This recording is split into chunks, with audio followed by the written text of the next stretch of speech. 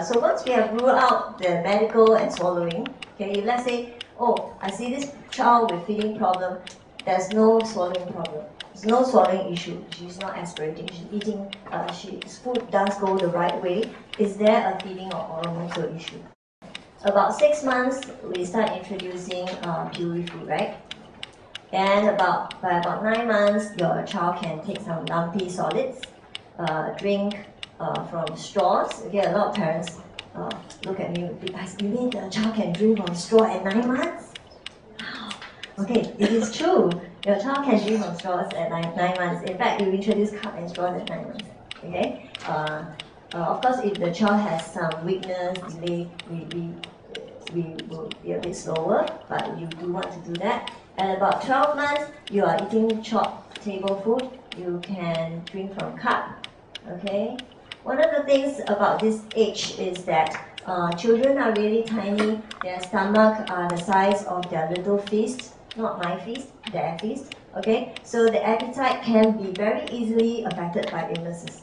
Okay, so if you have a child that's not eating well and she's sick quite often, then you know it's affected by the illness. Okay, they already know whether they're hungry or not. Whether they don't like to eat something, okay, they are usually quite messy. By about 1 year old, they can drink from a straw, a cup. Okay, I also recommend parents to wean the child off the milk bottle if possible, because sucking from the milk bottle encourages the infantile kind of movement from the tongue. You want the tongue to go on to the more matured kind of sucking, as with a straw and a regular cup. Okay, 18 months they are chewing meat, 2 years they are almost managing any sort of food. Okay, they're just fine-tuning. At this age, okay, you have a child that is more independent. Okay, they may be refusing food. This is the terrible truth, right? So, but I also know of children who are developmentally delayed. The terrible twos don't come until 4 years old. So then you get the terrible fours.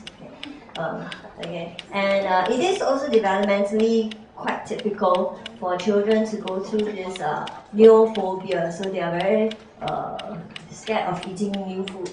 Okay, you also can have food jacks. That's also quite typical, where they want to eat the same food for a period of time. Okay, but if let's say the child has been eating the same food for the whole year, then you want to. Okay, because children like routine. Any kind of child, routines are very pleasing to them. It settles them. Okay, and they also become more aware socially when they're eating with their peers. When children come to us, if they have some oral motor feeding problems, that means they may not be starting to use a cup, they may not know how to chew their food. This is some of the. This is part of the how we may work with them. Okay, we prepare the body and the mouth. If the mouth is sensitive, okay, we may want to introduce some different textures or massages to try and reduce that. Or if it is low sensitivity, if it's hypo, then we may want to increase its sensitivity.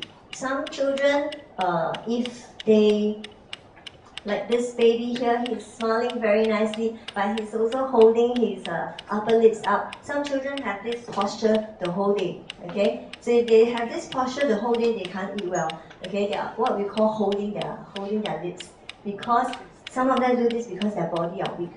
So they use their jaws to hold the body up, okay? So we work on reducing these facial patterns. We also try to strengthen weak muscles, and we teach these skills. So I'm going to touch on each of these eating skills. So preparing the body and the mouth. When children with weak jaw muscles or tongue muscles are eating, we want them to be sitting in very nice posture. Okay, actually this applies to adults as well. Okay, 90 degrees rule. 90 degrees at the hips, like this boy over here, and 90 degrees at the knees, and 90 degrees at the ankles. So they should have leg support. Okay, chin tuck position. This guy also have a very nice chin. Okay. Yeah. we want to introduce massages. Okay, this is from SCAS, one of those vibrating critters. Okay, so you massage on the face to try and increase the facial strength. Okay, and they sell smaller ones that you can put into the mouth. Okay, so you increase the oral awareness.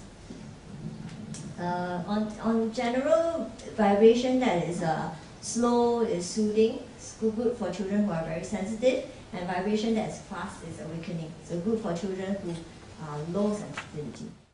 Then we also want to do oral motor feeding therapy exercises to improve the jaws, the lip, the tongue, tongue. Okay, we want it to move well. We want it to have strength. So there are many different exercises which I cannot cover today, but I will just talk very quickly. For jaws, sometimes you will see your speech therapist introducing these chewy tubes, okay, to bite and chew at the side to strengthen the jaw, okay? And your speech therapist will be able to tell you which color is the best for which problem. For the tongue, okay, sometimes we want to work on lateral tongue movement. Okay, we want to work on your tongue being able to move up and down. Okay, again, to me, working on the jaw is the first. Okay? Then the tongue comes in.